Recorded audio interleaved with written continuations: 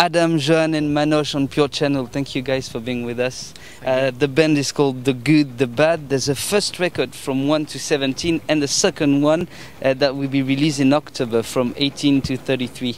I love the idea of the names of your song. That could be my first question. Did you want it just simplicity and not to lose yourself? Total simplicity.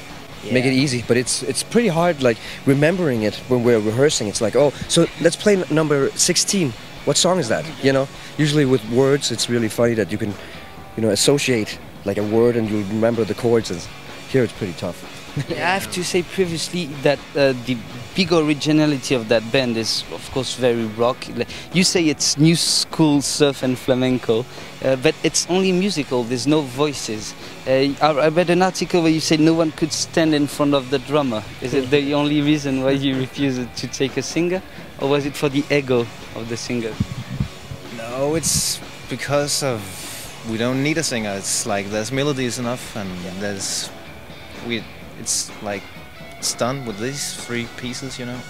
So. It's funny because we actually meet quite a few people that they'll say like, oh man, can I sing in your band? And it's like, we didn't make this band and couldn't find a singer. I mean, it's a choice. It's instrumental, you know, surf, garage rock, you know, and so it's so funny when people come and say that. There's a lot of melody in that record. It's a melody done by the solo guitar. Do you compose it like if it was a voice? Because I have some melodies in head after listening to the record. It works like if it was singing. Do you work like that?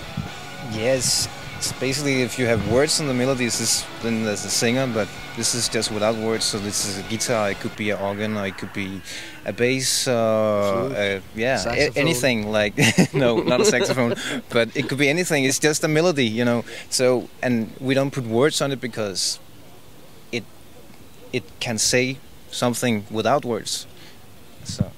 Of course, what strikes a lot when we listen, I felt it's neo shadows, and also there's a lot of Morricone influence. I bet you hear that a lot. I love Morricone. I love Morricone. Yeah. I think I have like so many of his records.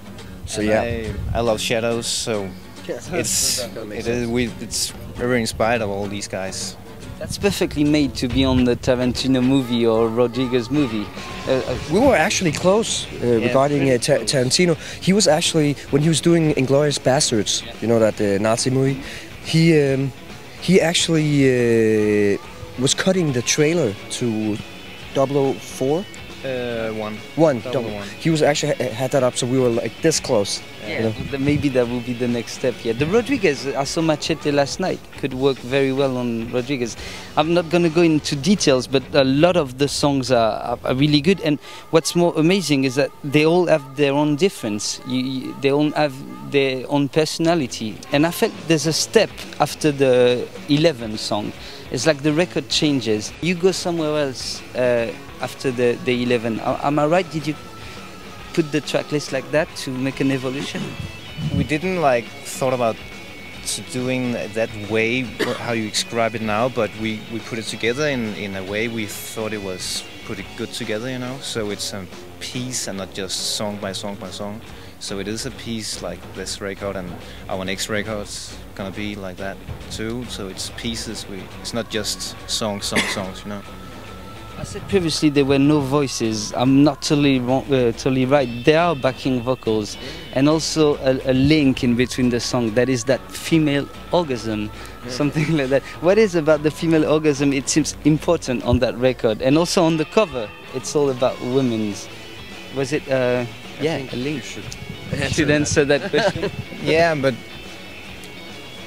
it's a big inspiration, like these relationships to women's and men and all this sexual thing, and so it is like something we just like. It is in the music, but we just like overdo it in a way because of the sound effects we put on. So it's just like express a feeling who is in the music, but just do it more, you know.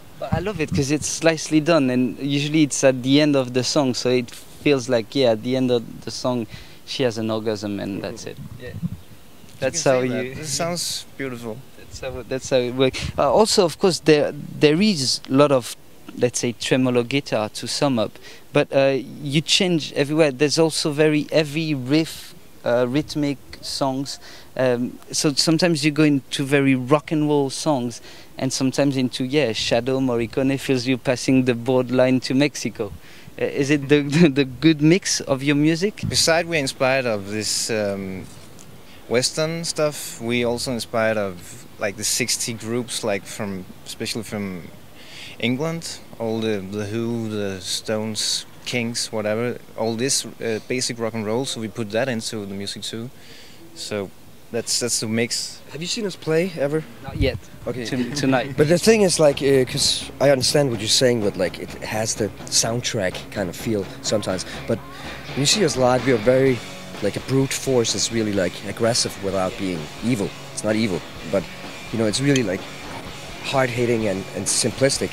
So that's what you hear, the mix of like really hard rock, garage rock, and those Morricone things.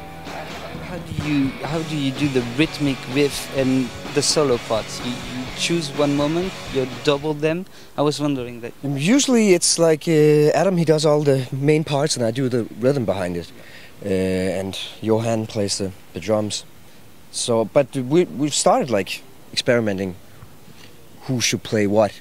You know, now I'm actually tonight for the first time I'm actually playing a guitar with a octave pedal. You know, so we have the guitar sound and we have like an octave lower. So we're two guitars. Two guitarists tonight on stage. Yeah, I'm really willing to see that. Thank you guys. Thank you. It's a pleasure. Thank you. Thank you. Thank you.